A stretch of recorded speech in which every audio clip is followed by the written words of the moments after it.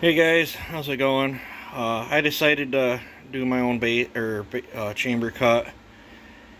Uh, I had a couple scratches, but it's right in line with my transfers.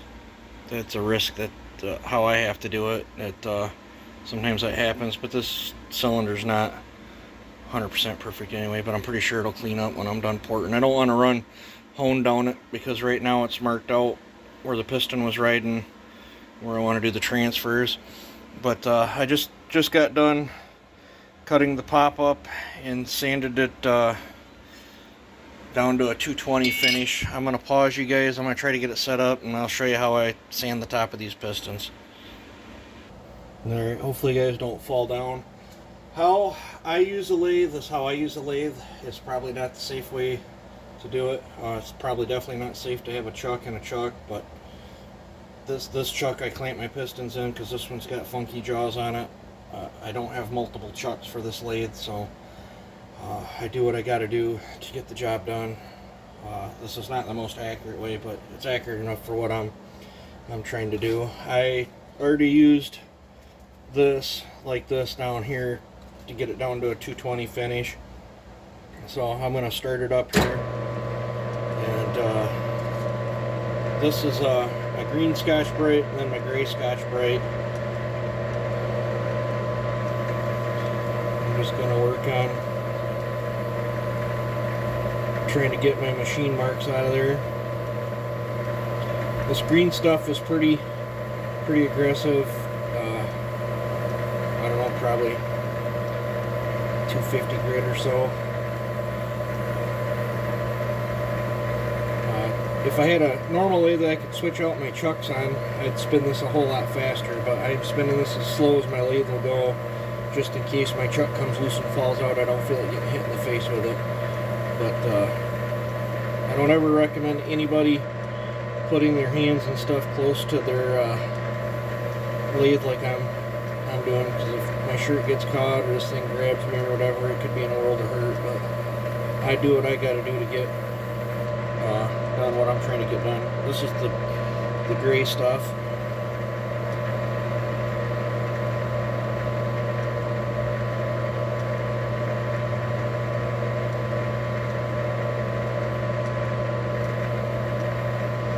And this is just 600 grit.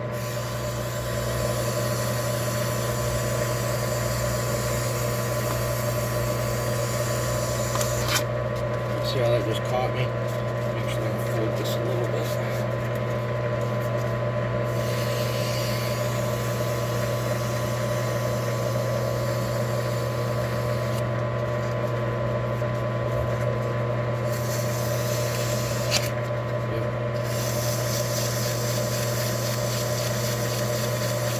I don't want any sharp edges on my piston.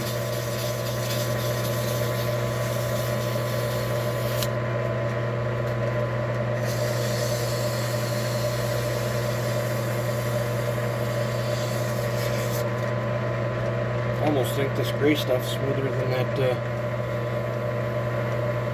600.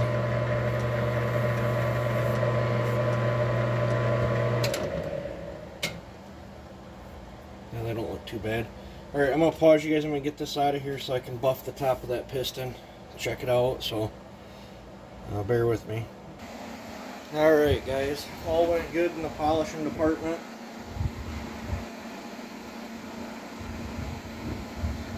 I did cut just a little bit of bevel off the edge of that, because as it how I did this, it left just a smidgen of a step in my way, and I have no way of getting that out of there. So, but it goes all the way up. I don't free port, and you can see my, well, anyway, I slid this up in there and marked it with a Sharpie so I knew where my exhaust floor was. I still got plenty of room. About 27 thousandths what we got for a pop-up. So really wasn't gauging too much. Let's see here what my squish is now. I just topped it back off. This is the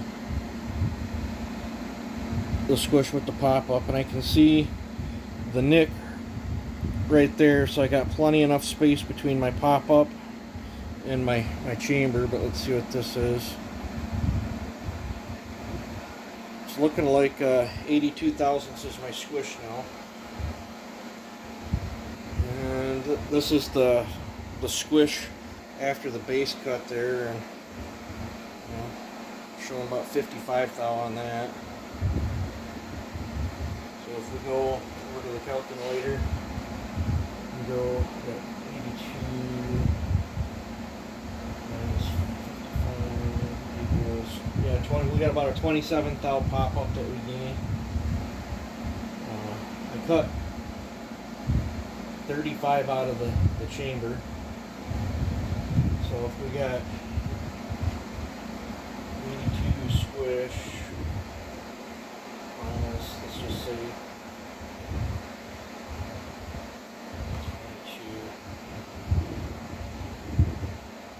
I got to cut roughly 60 thousandths off the base of this thing, which I think that I might have to come in here and trim this out some.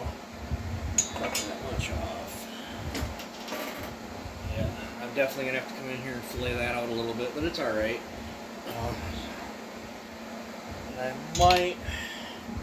might have to come in here and knock a little off that on the so it clears the flywheel.